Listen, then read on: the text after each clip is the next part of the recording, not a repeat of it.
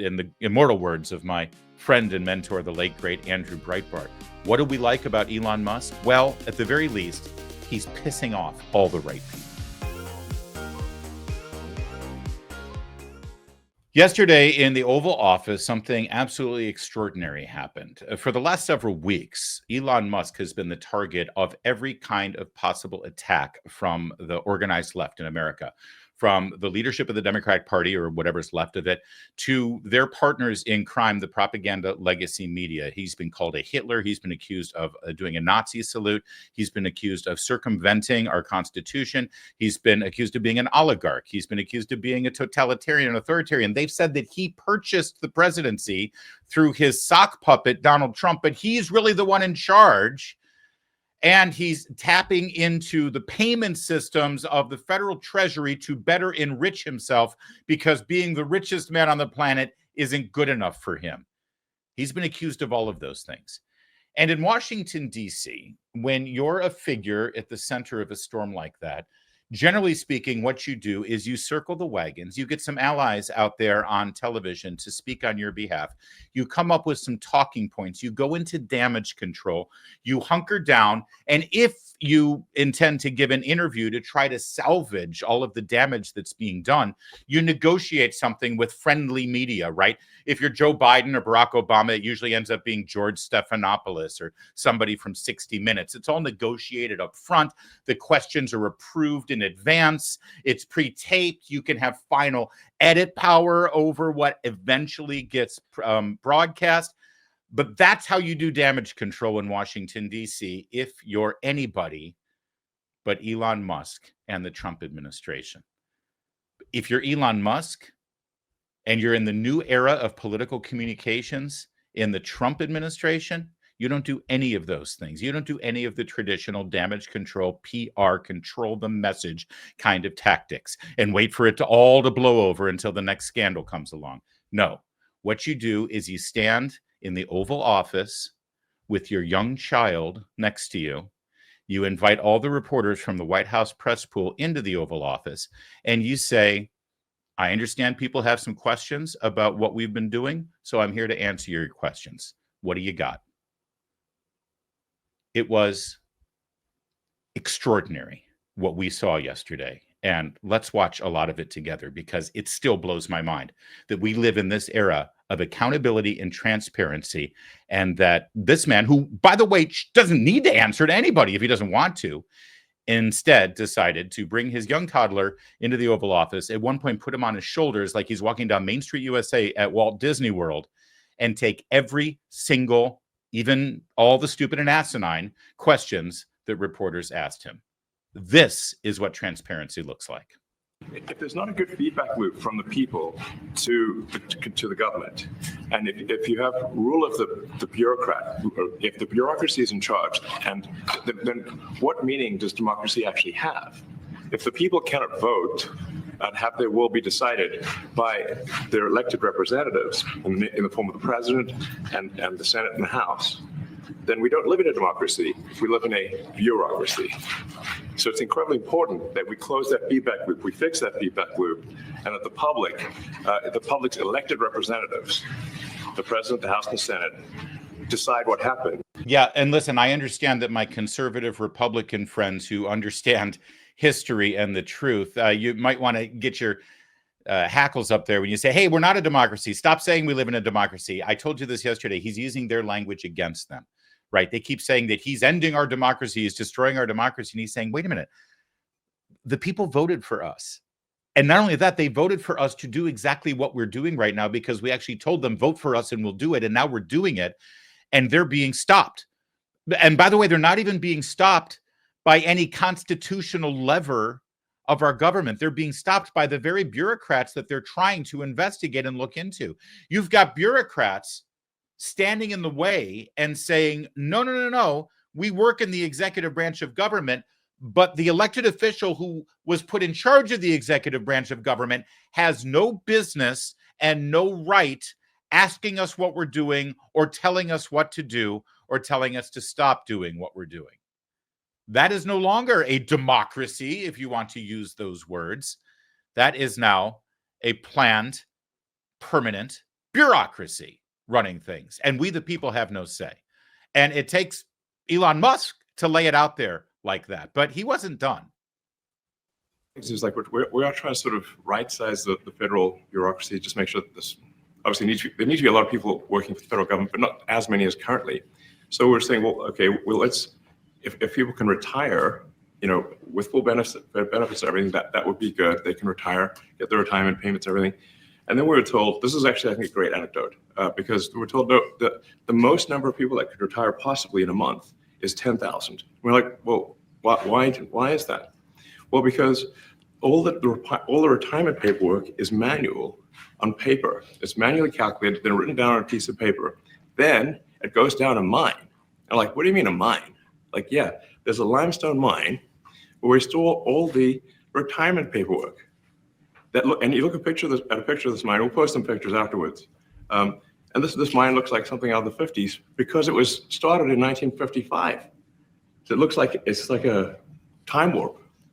And then the speed, the limiting factor is the speed at which the mine shaft elevator can move determines how many people can retire from the federal government. And the elevator breaks down sometimes, and then nobody can retire. Doesn't that sound crazy? There's like 1,000 people that work on this. So I think if we take those people and say, like, you know what, instead of working in a mine shaft and carrying manila envelopes to boxes in a mine shaft, you could do practically anything else, and you would add to the goods and services of the United States in a more useful way. So anyway, so I think that's an example. At a high level, if you say, like, how do we increase prosperity? Is we get people to shift from roles that are low to negative productivity to high productivity roles. And so you increase the total output of goods and services, which means that there's a higher standard of living available for everyone. That's the actual goal. I feel like we just witnessed a masterclass in systems development for efficiency and productivity in the 21st century. I mean, if you think about Elon Musk and think about all of the money that he's made in with his various ventures, whether it's online payment systems or whether it's in manufacturing of an electric car or whether it's reinventing aerospace and becoming the leading rocket producer and space explorer on the planet in our history, it all boils down to analyzing a system, making it better, making it function, and then replicating that. And that anecdote that he just told about how federal employment records are being stored right now. So he says, hey, I'd like 50,000 federal employees to opt for retirement this month. And somebody in charge of office personnel and government personnel said, oh, we can't do that. We can never have more than 10,000 people that retire per month. And he said, why? That doesn't make any sense. And he said, oh, well, let me explain why. Because all of the federal records are kept on hard copy and they're tabulated by hand in a limestone mine hundreds of feet below the Earth's surface. This was set up by President Eisenhower in the 50s in case we got hit by an atom bomb by the Soviets. And I love Musk. He uses phrases like feedback loops and limiting factors. And he says, okay, well, I can even hear him having this conversation. Okay, even if you're keeping all the records down there by hand, why are we limited to only 10,000 people per month? I mean, you just go down there, get all the records, figure it out, and then come back up. And the response was, oh, no. So there's an elevator in this mine shaft. And at max capacity, working every day of the week, every hour of the working day, that elevator in the mine shaft is still limited to the records that would accommodate 10,000 employees, give or take. And of course, sometimes that elevator breaks down. And so, you got a problem. Now, imagine being Elon Musk and hearing that. And by the way, as he gave that, and this is 100% true. And by the way, almost all the data that I just conveyed to you, I didn't even get from Musk's appearance yesterday, what you just saw. I got it because I read an article in the Washington Post in 2014 during the Obama administration highlighting this. And the Obama administration was saying, we got to fix this. This is ridiculous. And in that very same Washington Post article from 2014, there were references to quotes from President Ronald Reagan in the 80s, pointing this very problem out. And yet here we are. Here we are, and nothing has been done about it. And I want you to imagine being Elon Musk, the man who has reinvented the automotive industry around the world, and who is now the dominant aerospace tycoon, launching rockets on a daily basis. And there are more satellites orbiting our planet right now, thanks to Elon Musk, than any other satellite in our history. He is going to colonize Mars at some point in our lifetime. And he hears that. He hears that. And he finds out, he hears that system in place right now for federal employee records. And he thinks to himself, and people are opposing me? I'm the problem? I'm the monster? And there's one other thing. You know, I watched cable news last night, and I don't watch right-leaning cable news, of course. I watch all the other guys. Not one cable network, not one broadcast network had a story about this. When they're talking about Elon Musk and the Department of Government Efficiency, not one of them focused on this. News articles today in all your major newspapers. Oh, Washington Post wrote about it in 2014, but hell no, they're not writing about it today. This goes well completely past them. They have no interest in the fact that we are living in a world right now where you have more database capacity in the phone you carry around than our entire federal employee record-keeping system to calculate people's retirement so that they can quit their jobs and move on. And you wonder why the vast majority of Americans are like, what the hell is everyone screaming about? Just let him do the job. No, the Democrats in town, they've decided to protect this. They're protecting that. There was more here, by the way. And then, of course, you saw President Trump there. Did you notice that when Musk is going on talking about systems and talking about improvements and efficiency, did you notice how Trump was into it? He was turning and he was looking and he's impressed by this guy. Who isn't impressed by this guy? If you're not, you've got a problem. I'll be honest with you. And so then they turned to Trump and they asked him, well, are you okay with everything that Musk is doing? For the sake of the country, I hope that the person that's in charge and the other people that report to me that are in charge are allowed to do the right thing, namely make sure everything's honest, legitimate, and competent. But we're looking at just when you look at USAID, that's one. We're going to look at the military. We're going to look at education. They're much bigger areas. But the USAID is really corrupt. I'll tell you, it's corrupt. It's incompetent, and it's really corrupt. And I can't imagine a judge saying, well, it may be corrupt, but you don't have the right. You got elected to look over the country and to, as we say, make America great again. But you don't have the right to go and look and see whether or not things are right that they're paying or that things are honest that they're paying. And nobody can even believe this. Other people, law professors, they've been saying, how can you take that person's right away? You're supposed to be running the country, but we're not allowed to look at who they're paying it to and what they're paying. We have massive amounts of fraud that we caught. I think we probably caught way over a lot of billions of dollars already in 2 weeks? Yes. And it's going to go to numbers that you're not going to believe. And much, as I said, much is incompetence and much is dishonesty. We have to catch it. And the only way we're going to catch it is to look for it. And if a judge is going to say you're not allowed to look for it, that's pretty sad for our country. Yeah, it's pretty sad for our country. And by the way, I just want to say, we rarely do this, but what say what here with the perfect comment over on the YouTube platform. Elon Musk programmed a rocket booster, the biggest rocket booster in our history, by the way, to shoot into space, return to space, and then be caught with 2 chopstick arms on the launching pad. So it can be reused again within hours to launch another payload up into space. And then he has to sit there and listen to these people say, let me explain how we keep records here in the federal government. First, you go to a lime mine out in Pennsylvania, and you have to go hundreds of feet below the surface in a broken down, rickety elevator shaft.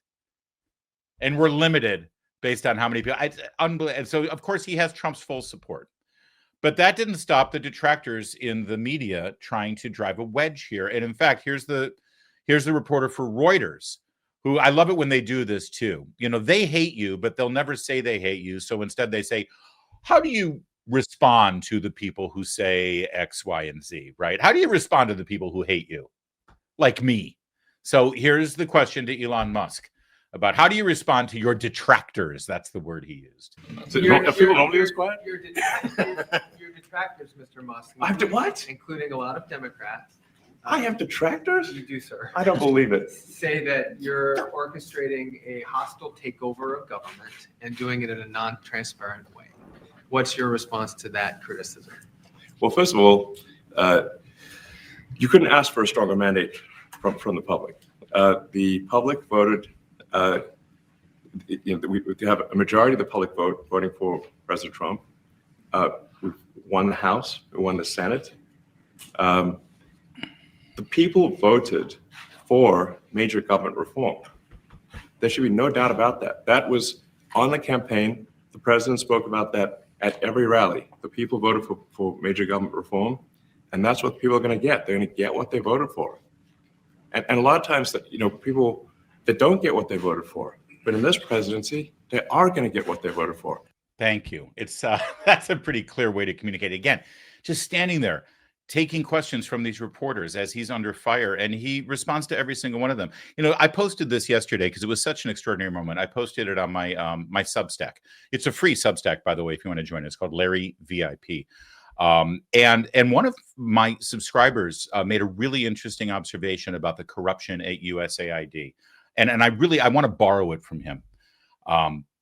He said, imagine you make a very generous gift to somebody in your life. You give them $30,000, but you say to them, here's $30,000. I want you to buy yourself a car. You need a car. It's important that you have a car. So here's $30,000. I'm doing this for you, whether it's a child or a dear friend, whatever it is. And then that person takes the $30,000 and goes to Vegas and blows it all. And you find out about it. Now, you're in the exact same position you were before, right? Ultimately, you're still out $30,000. But the point is, you gave them that $30,000 for a very noble and important purpose. And they defied you. They blew it on whatever they wanted to. And their response might be to you, well, what do you care? You're still out $30,000. I should be able to do with it whatever I want. But no, you would be enraged. You would be enraged. That's what USAID is, okay? Because we don't have a choice, first of all, in the taxes we have to pay. And when we pay taxes, it's under the guise of our military and our infrastructure and our roads and police and, and certain programs that we agree to pay for because, well, that's just the deal that we've made, I guess. And every time we vote for somebody who says that they're going to cut those programs because they're outdated, they never do, right?